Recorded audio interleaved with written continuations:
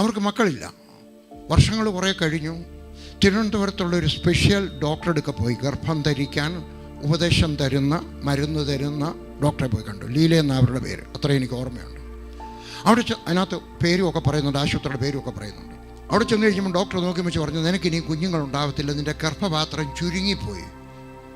തിരിച്ച് വീട്ടിൽ നിന്ന് വിഷമത്തോടിരിക്കുമ്പോഴാണ് ആരാണ്ട് പറഞ്ഞു, ഇവിടെ പ്രാർത്ഥിക്കുന്ന ഒരു പാസ്റ്ററുണ്ട്, നമുക്കവിടെ അവർ ഹിന്ദുവാണോ ക്രിസ്ത്യാനിയാണോ എന്ന് എനിക്കറിയത്തില്ല. അവരാ ചർച്ച ചെന്നു. അന്ന് പാസ്റ്റർ പ്രസംഗിച്ചത് അത്ഭുതങ്ങളുടെ താക്കോൽ എന്ന് പറഞ്ഞ എൻ്റെ പുസ്തകത്തെ പറ്റിയായിരുന്നു. അത് കഴിയുമ്പോൾ അവർ പ്രാർത്ഥിക്കാനങ്ങ് നിന്നു. ആ പാസ്റ്ററുടെ ഇങ്ങനെ അടുക്കി വെച്ചിരിക്കുകയായിരുന്നു അത്ഭുതങ്ങളുടെ താക്കോൽ. ഒരു പുസ്തകം എടുത്ത് കൊടുത്തു. അവർ വീട്ടിൽ കൊണ്ടുപോയി വായിച്ചപ്പോൾ അവരുടെ വിശ്വാസം കുതിച്ചുയർന്നു. തിരുവനന്തപുരത്ത് എനിക്കൊരു ഓഫീസുണ്ട്. അവർ തിരുവനന്തപുരത്ത് എൻ്റെ ഓഫീസിൽ ചെന്നു. ഓഫീസിൽ ചെന്ന് കഴിഞ്ഞിട്ട് ബാക്കി പുസ്തകങ്ങൾ വാങ്ങിച്ചു. ആൾറെഡി ഓരോ പുസ്തകം ഓരോ മാസവും വായിച്ചു. അതിനകത്ത് പറയുന്നത് പോലെല്ലാം അവൾ ചെയ്തു.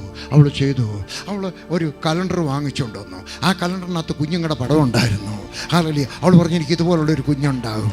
എൻ്റെ ഒരു ആൺകൊച്ചായിരിക്കും അല്ലെങ്കിൽ പെങ്കൊച്ചായിരിക്കും. വേറൊരു സന്ദേശത്തിനകത്ത് ഉണ്ടായിരുന്നു, ഒരു കുഞ്ഞ് വേണമെങ്കിൽ ഒരു കുഞ്ഞിൻ്റെ ഉടുപ്പ് വാങ്ങിച്ചുകൊണ്ട് വെക്കണം. അവളുടെ കുഞ്ഞിൻ്റെ 2 പേര് കണ്ടുപിടിച്ചു, ഒരു ആൺകൊച്ചിൻ്റെയും പെങ്കൊച്ചിൻ്റെയും. ഞാൻ അതിനകത്ത് പറഞ്ഞിരിക്കുന്ന എല്ലാ തത്വങ്ങളും പറഞ്ഞു. എൻ്റെ ഒരു പാട്ടുണ്ട്, അമ്മയും കുഞ്ഞും. ആ അമ്മയും ഞാൻ എഴുതിയല്ല, എൻ്റെ ഒരു കൂട്ടുവേലക്കാരൻ RSU എഴുതിയ പാട്ടാണ്. അതിനകത്ത് ഒരു വരി ഇങ്ങനെയുണ്ട്, ശരീരമേ ജീവൻ പ്രാപിക്കുക. അവരെ പാട്ടങ്ങ് മാറ്റി, ഗർഭപാത്രമേ ജീവൻ പ്രാപിക്കുക. അവർ നടന്നു പറയാണ്, ഗർഭപാത്രമേ ജീവൻ പ്രാപിക്കുക, ഗർഭപാത്രമേ ജീവൻ പ്രാപിക്കുക. ഇതുപോലുള്ള കുഞ്ഞുണ്ടാവും. ആൺകൊച്ചാണെങ്കിൽ ആ പേരിടും, പെൺകൊച്ചാണെങ്കിൽ ആ പേരിടും. ഞാൻ വാങ്ങിച്ചുകൊണ്ടിരിക്കുന്ന ഷർട്ട് ആൺകൊച്ചാണെങ്കിൽ അതിട്ട് കൊടുക്കും, പെൺകൊച്ചാണെങ്കിൽ അതിട്ട് കൊടുക്കും. അവരെല്ലാം ചെയ്തു. കുറച്ച് ദിവസം കഴിഞ്ഞപ്പോൾ ഒരു സംശയം, വല്ലതും സംഭവിച്ചോ?